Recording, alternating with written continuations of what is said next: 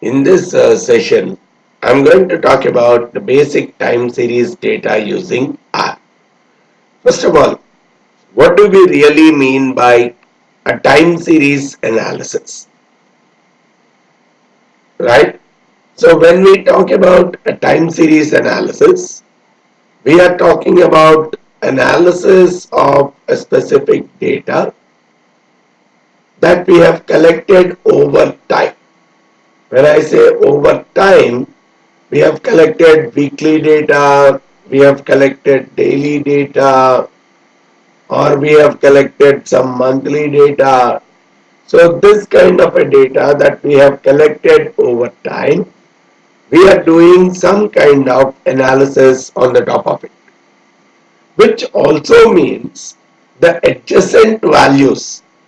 So the data of yesterday versus today, or last week's data and this week's data, there is a good chance that there is some level of dependency between these two data values. So that is what is the speciality of the time series analysis.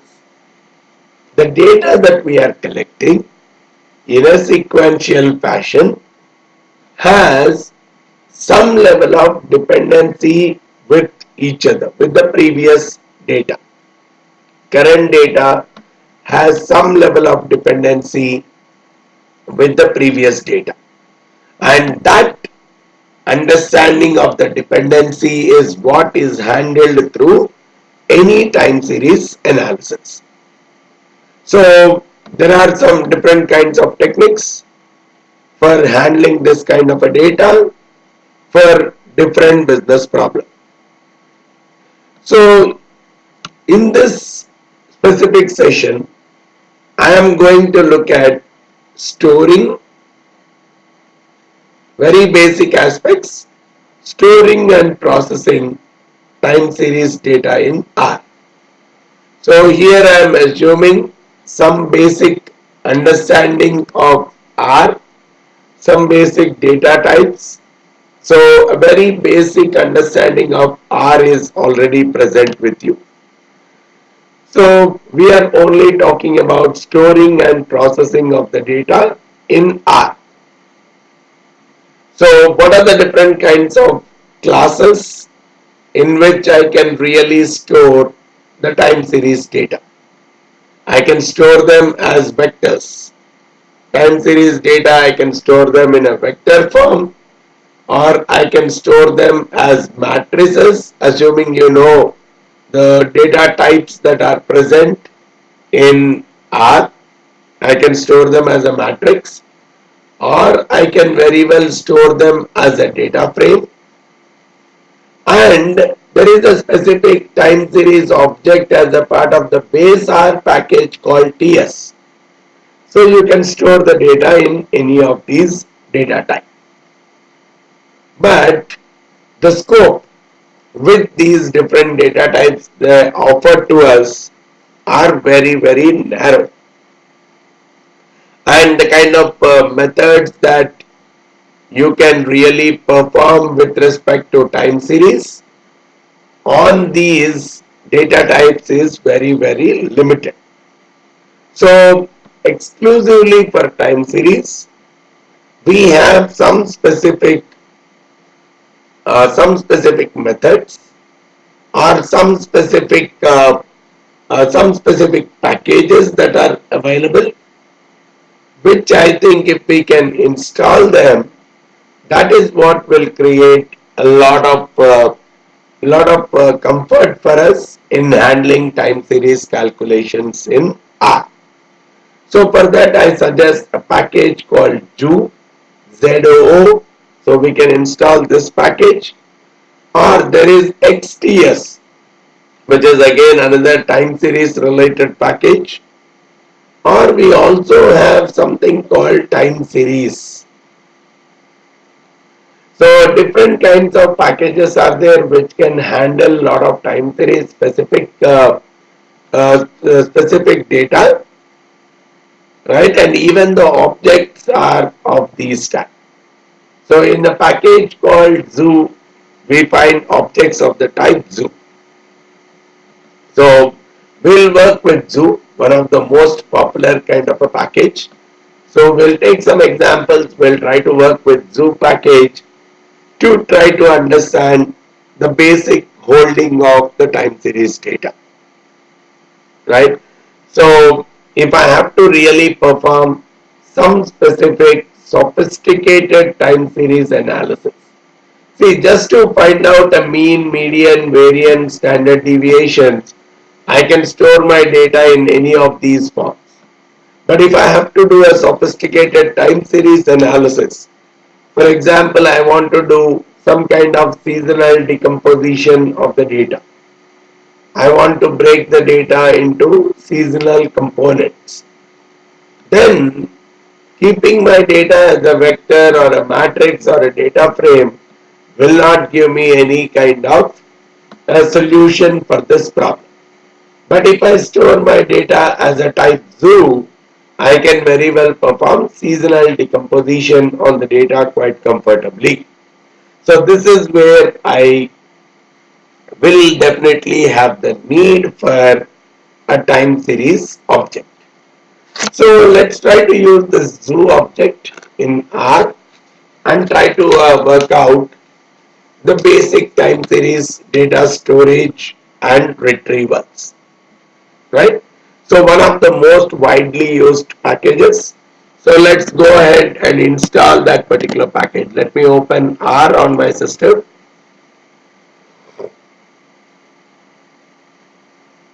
Okay. Once R is open, you can install. I think these packages might have already been there on my system, but otherwise I can say, okay, you install the package. You really need to select the location. So I'm selecting India, right? I'm not installing these packages, might be there as a part of my system, but yes, let me try. If it is already there, anyhow it will give me that it is not installing. So there is a package called zoo. All right.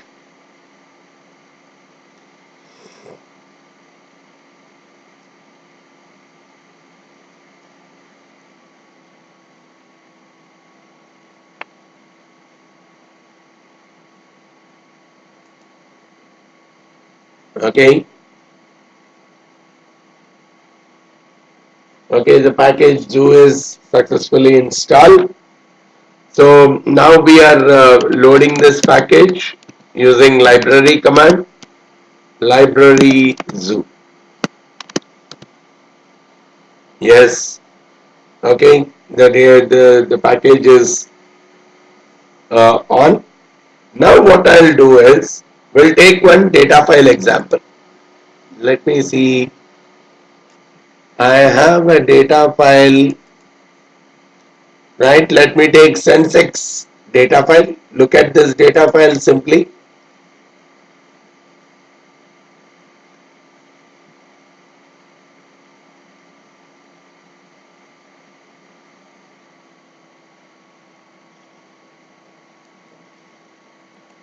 Yeah, here it is. It's a daily Sensex data, right from Jan 3rd, 2000 till 31st December 2015. Almost 16 years of data is there, right? So daily data. So we have a date column. We have, probably let me call this as Sensex. We have a column called analysis. Okay, let me save it. So these are the only two columns that are present in this particular data. Now what I want to do, I want to get this data into R. It is there in CSV format. I want to get this into R. So if you clearly look at this, the daily values of the Sensex. So each line on this sheet consists of a date and the closing value, and in the first line we have the heading, and the date is DD mm/yyyy. So this is the kind of format in which the data is there. Now let's read this data into R. So this is the data. I'm calling it as sensex. I'm creating a variable, R variable called sensex. So I'll have to read that data. I'll read it as a zoo data type. I'll not read it as a simple vectors or a data frame. I'll read it as a zoo. So that's where I'm using read.zoo as a function. If you really want to see what this function means, you can type ?read.zoo.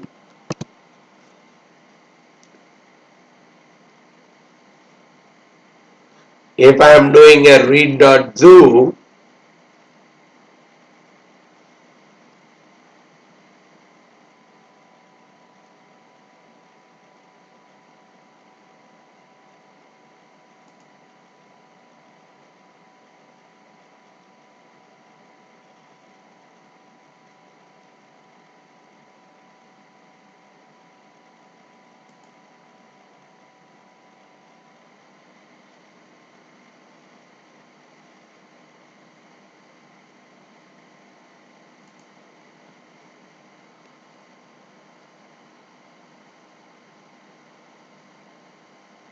okay. So read.zoo and write.zoo are convenience functions for reading and writing zoo series from R to the text file. So here my text file is CSV file. I'm reading a zoo series. Zoo series is nothing but a time series kind of a data. Zoo series from the CSV file, if I have to read, I can very well use read.zoo. So they are typically much better than read table, read.table or write.table kind of function, especially if your data is having a time series, right? So let me go ahead. So here you see what are the important things. You require the file name. If the format is there, you have to specify the format. The time zone, if at all is there, you have to pass that. Any kind of a function for computing the index. So you have some set of arguments that are coming out there. So let's start writing the same. Okay, let me write it as, so whatever is the read.zoo, will assign it to a variable called sensex, right? So let me do a read.zoo. First thing I want to look at is the file name. So it is lying in my E drive. R data is the name of the folder, and within that I have the file name as sensex.csv. So I am reading that particular data altogether, and then here this is a CSV file. So the comma separation is there. So I have to identify what is the separator. So because this is a CSV file, obviously the separator is a comma. So one more important argument that I am passing is sep equal to comma. The first column of the data as header. The first row of the data as header. So I'll say header equal to true, and the format of the date. So I have to specify the format of the date. So if you had seen this data, the date is in day slash month slash full year. Full year is shown with a capital Y in R, and you have to refer to the time series notations. So this kind of a date is represented as percentage D, right? Let me go here and say percentage D slash percentage M slash percentage capital Y. This is the format, and keep that format in double quotes. So this is the date that you have in Excel.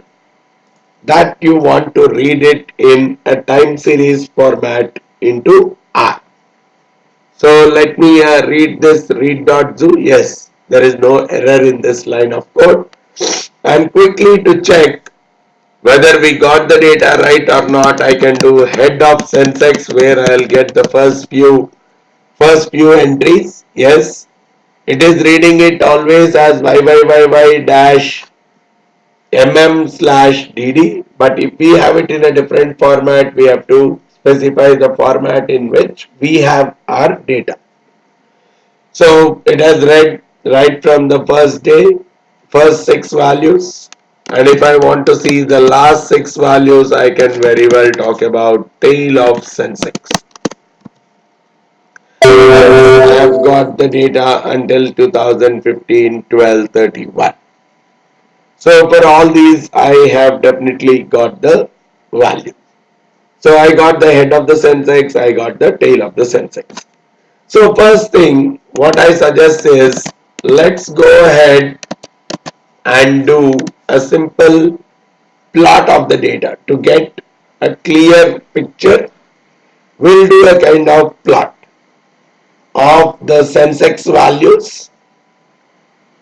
Right, we'll do a simple plot of the Sensex values to get first impression of the data. So let me do the plot of the Sensex data. So Sensex is the variable, so I am doing the plot of the Sensex. Right, if you want to put some heading to that graph, I'll say main. Main is what is the name of the heading. So Sensex daily closing prices values. So that's the name of the heading I am putting. And if I really want to put the labels, so if I want X label, I'll say X lab, where I can take date is on the X axis, right? And probably if I really want the label of the Y axis, I'll say Y lab, and I'll say Sensex values.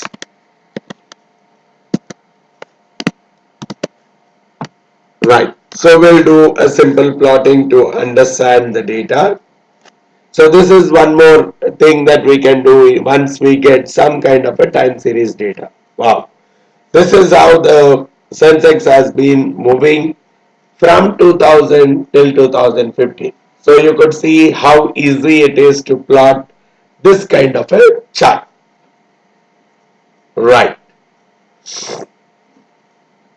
Then comes, so now that we know this is our data, if I really want to know what is the highest value, all-time high of Sensex, I can simply say max of Sensex.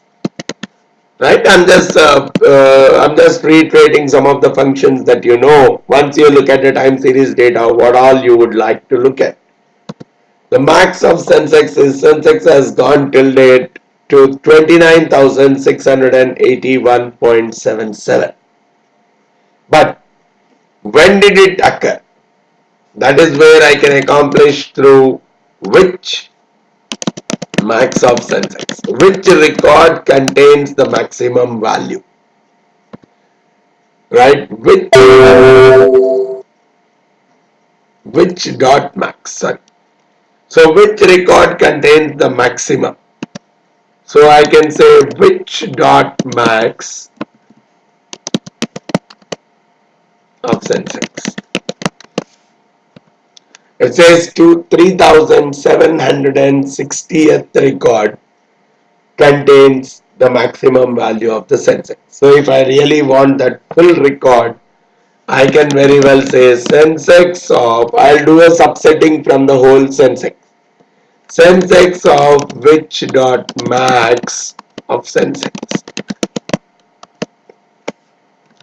If I do a subsetting of that using square bracket, I get this notation.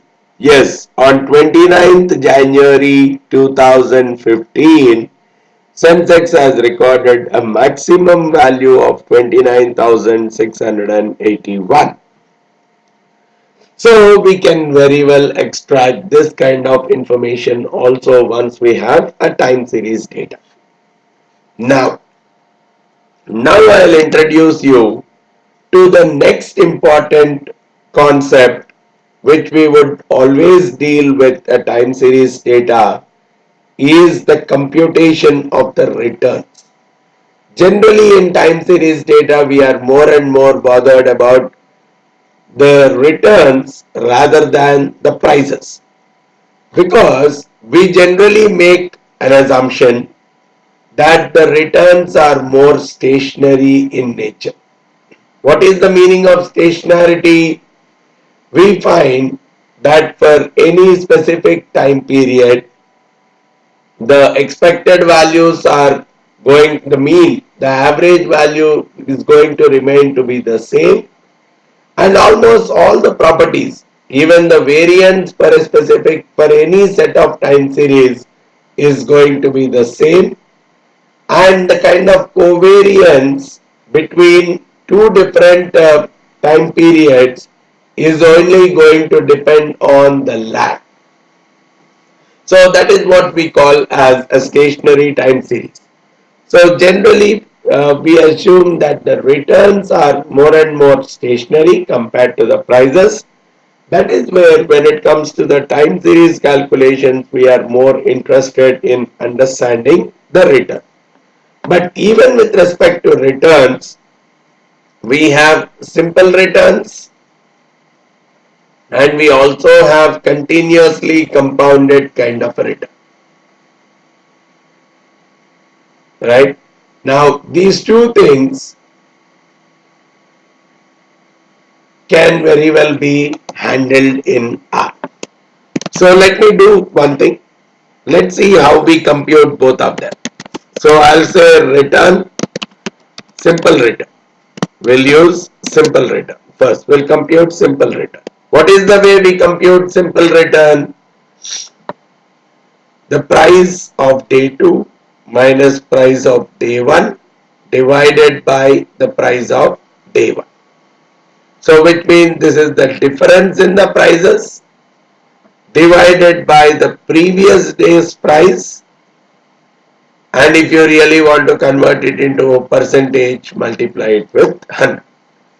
Now the same thing, the numerator is difference. So in the time series data, a simple diff will give me the difference between the two consecutive days. So the diff of Sensex is nothing but I am getting the difference P2 minus P1 divided by P1, one previous day's value. This is what we call as lag. Lag of Sensex. One day previous value. That is lag. So lag by how many days? That is what is specified as K equal to minus 1. So when I say lag of Sensex, comma K equal to minus 1, it means one period lagged value of the Sensex. So I'm simply saying take the difference of the Sensex values P2 minus P1 divided by the lagged value which is P1 and multiply that with 100. So you will get the simple return. So if we really want, we can check out head of ret underscore simple. So how much am I? So for each of the days, first day I will not get because I don't have the previous day for that first day. So it is starting right from 4th Jan, whereas the data is from 3rd Jan 2000. Returns are starting from 4th Jan 2000. So it is basically like 5491 minus 5375 divided by 5375, which is working out to 2.15%. If I had to find out the continuous return, I'll say ret underscore continuous and the same. But here, what is that we take? We take log P1 or log P2 by P1,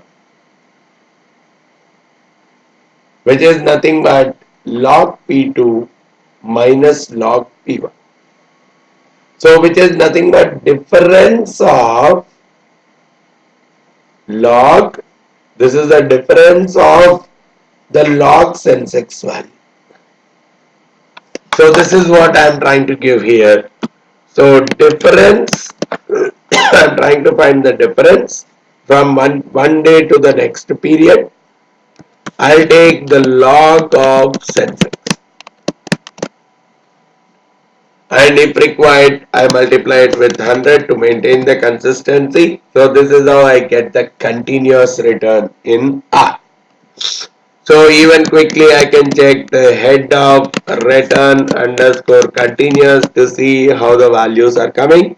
So this is like simple is like an arithmetic return, continuous is like a geometric return, and we should always understand that the geometric return is slightly lesser than the arithmetic return. So this is what I could see. If the arithmetic return was 2.15, geometric is 2.13. Minus 2.44, minus 2.47. So slightly lesser than the arithmetic always. So we got both. So whenever we look at the time series, we can look at the returns. From the data, we can simply compute the return.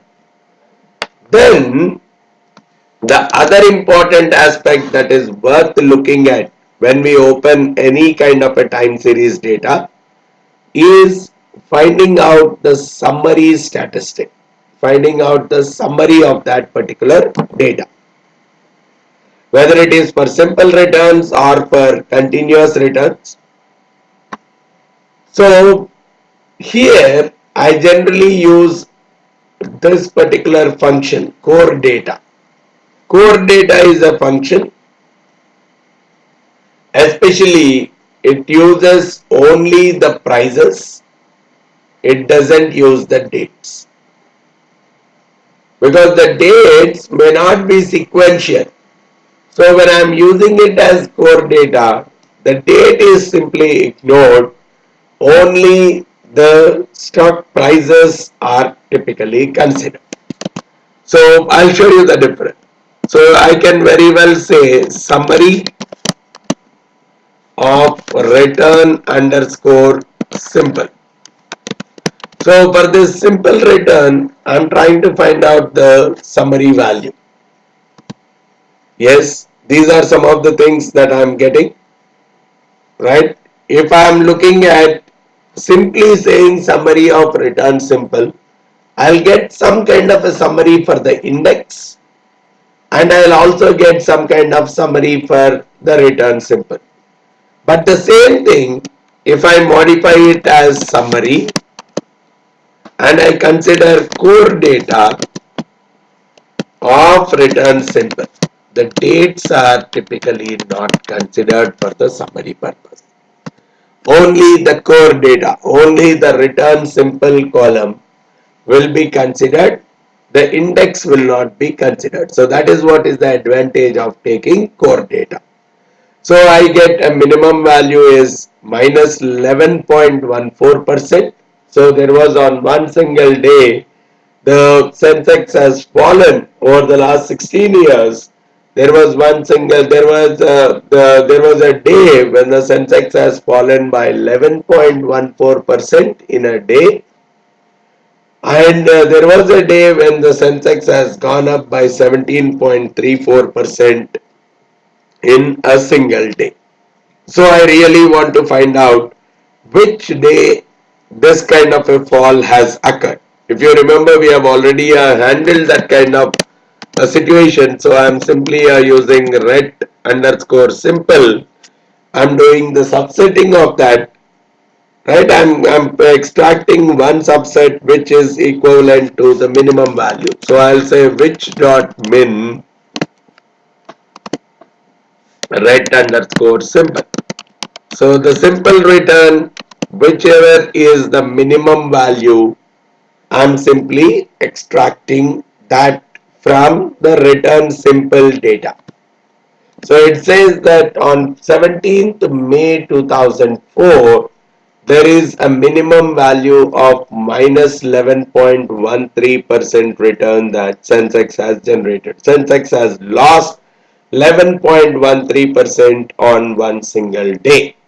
So if at all this has been a very absurd kind of a result, very much irritating kind of a result. Probably you can very well, or when it is more and more an outlier kind of a result, you can very well do a quick search on the internet to really find out what has happened on that day which made Sensex fall by such a bigger number. Similarly, if I want to know the maximum, okay, let's see when the maximum return has occurred. I can very well change it to which dot max.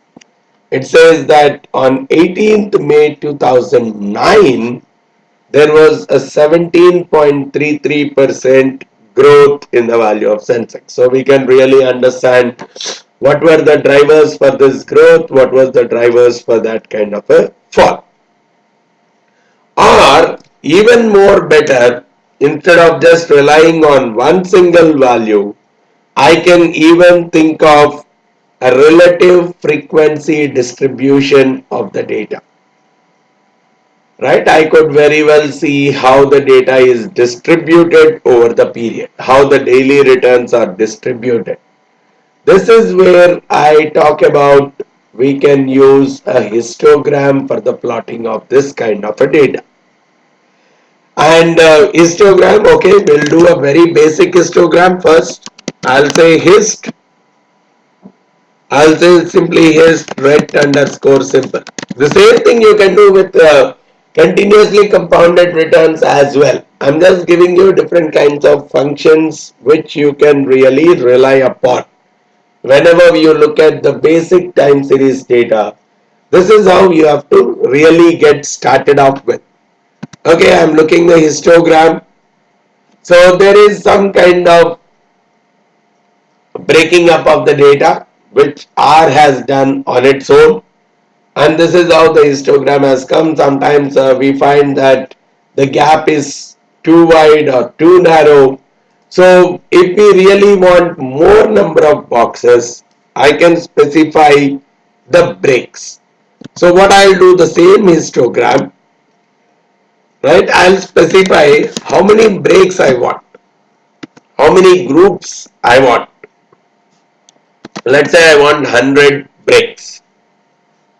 And probably to make the graph look better, I can put headings, main, right? I can say histogram of simple returns,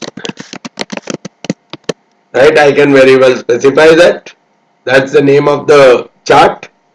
And if I really want the labels in the X label, I would like to take it as the percentage of returns. Okay, so now you could see the graph is looking much more better because it has broken the whole data into 100 parts. Instead of the system determining how many, instead of R determining how many, we are looking at the data, and from there we are breaking the returns into our own list, so which is giving a much more a better picture. Or we can even look at the density plot also, right?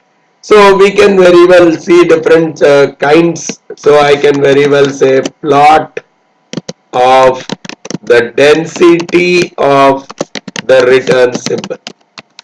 So I am making a plot where I am computing the density.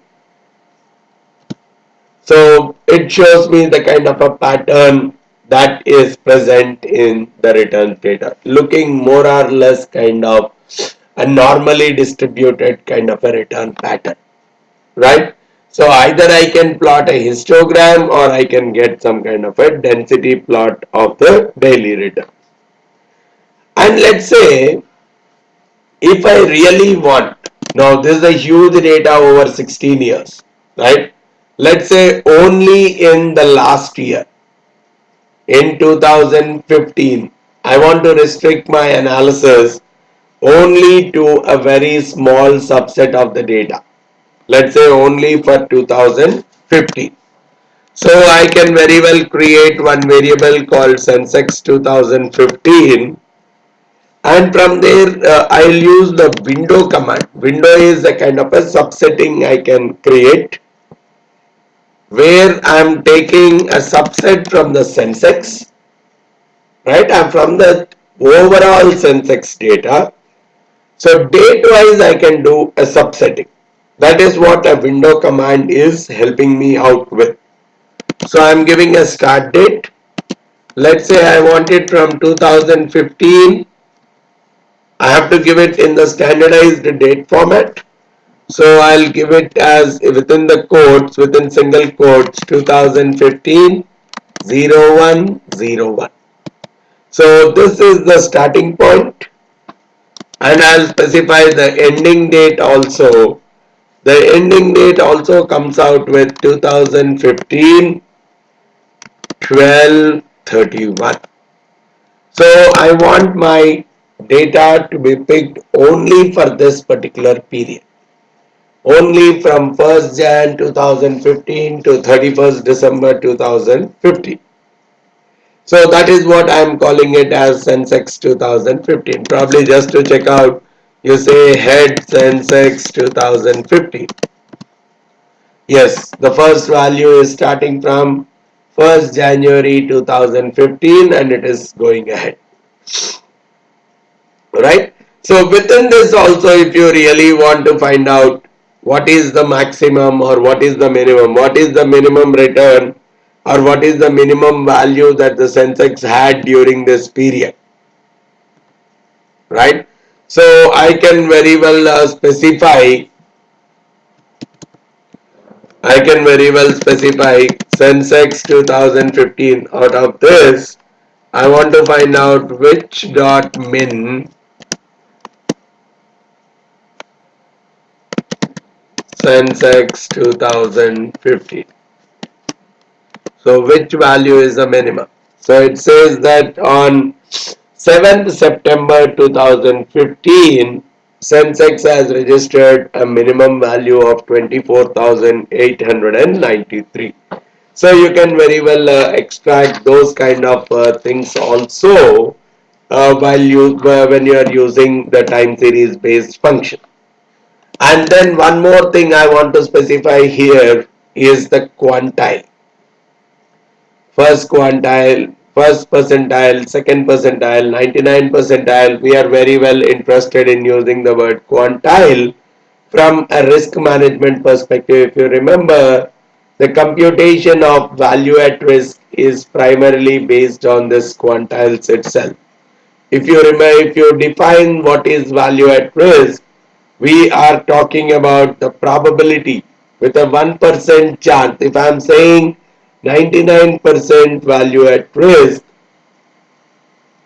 right, we are simply saying that 99% value at risk is some X percent, let's say 5%. The probability that the return is below 5% on any given day is only 1%. That is how we are defining the value at risk, right?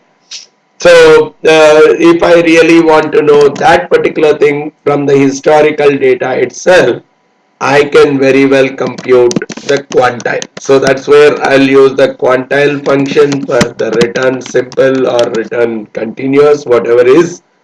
So return simple, and I'll simply specify if for whatever is the percentage. So if I really want 99% or 1% extreme value, I'll take probability as 1%, 0.01. So by specifying the probability here, I can get that appropriate quantile value. So it says that minus 4.32. So there is only a 1% chance that on any given day, Sensex falls by more than 4.32%. Right? There is only 1% chance that on any given day, the value of the Sensex falls by more than 4.32%. So like this, once you have a time series data, you can very well do these basic workouts before you get ready for any kind of modeling and forecasting exercises. So this is what you have to practice. Of course, there are few more functions that you can look at, but a preliminary view of initially once you have the data, what is that you can do, how do you load that time series data into R, and what are the basic kind of computations that you can perform on it. Thanks a lot for listening to this session. Thank you very much.